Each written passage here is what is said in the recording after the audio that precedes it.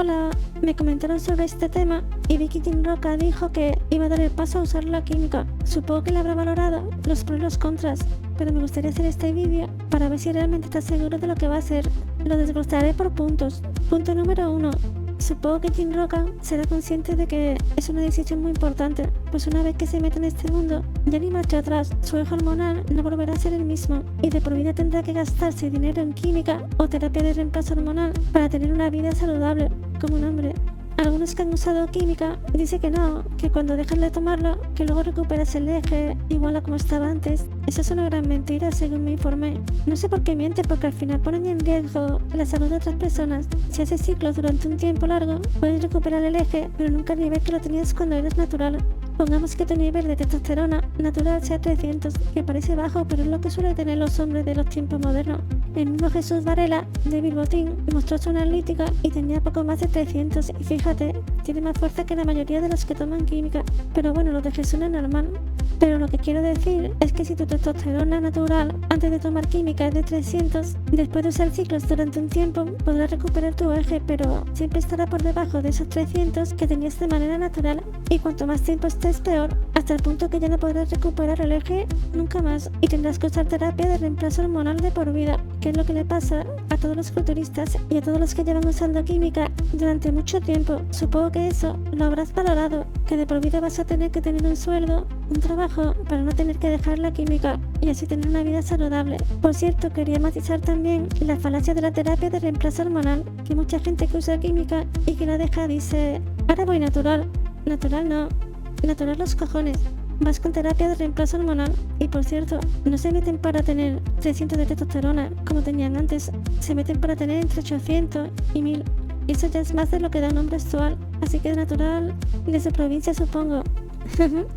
Punto número 2. Este es un punto del que nadie habla, ni siquiera Villano Fitness. Y esto es algo que está comprobado, y es que cuando tomas química, el tamaño de los testículos se reduce en un 25%. Así que como de serie los tengan normalitos de tamaño, pues se te va quedando el tamaño de canicas, que es lo que le pasa a la mayoría de los que usan química, que tienen mini paquetes pequeños, mucho músculo pero paquetes enanos. Una reflexión sobre esto podría ser la siguiente, y es que la testosterona es la base de la fuerza de un hombre, es una de las cosas que define a un hombre, incluso su personalidad. Me resulta curioso como un culturista que está realmente enorme y que tiene alta dosis de testosterona exógena, en verdad tiene la misma testosterona endógena que una mujer. Naturalmente hablando, esos hombres que parecen superhombres casi podrían ser considerados mujeres. Es curioso. Pero bueno, Jim Roca, supongo que eres consciente que pasarás a formar parte del club de los hombres con huevos enanos.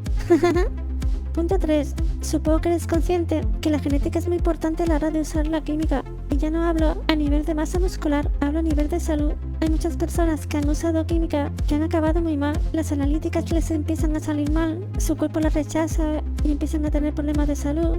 Otras personas tienen reacciones muy malas, en plan que le destrozan la piel. Es que el mundo de la química es una lotería. Tú no sabes si tienes una genética adecuada para usar química hasta que te pongas a usarla. Punto número 4. Este sería un punto positivo que supongo que en parte lo has valorado.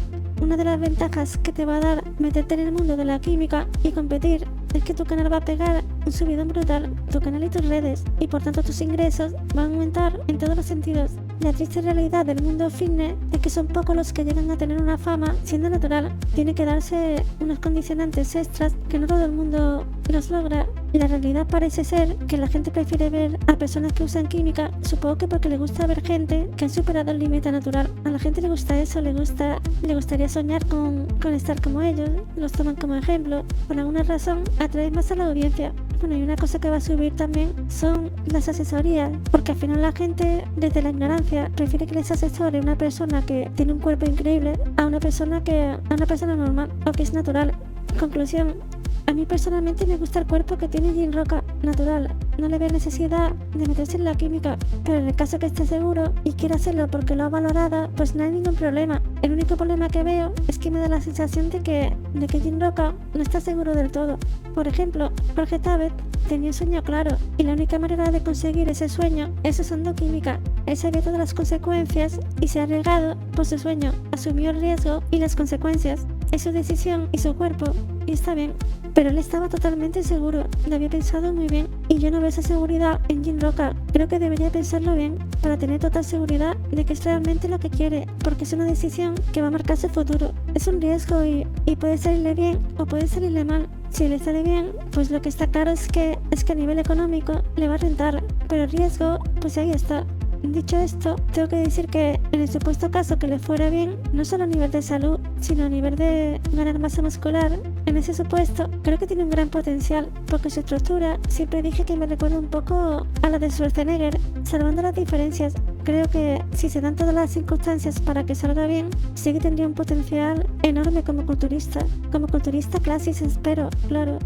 En fin, como conclusión, pues espero que se lo piense bien y en caso de que decida tomar el riesgo, sin duda le deseo que le vaya todo bien y que no tenga ningún problema. Suerte, Jim Roca. Hasta otra.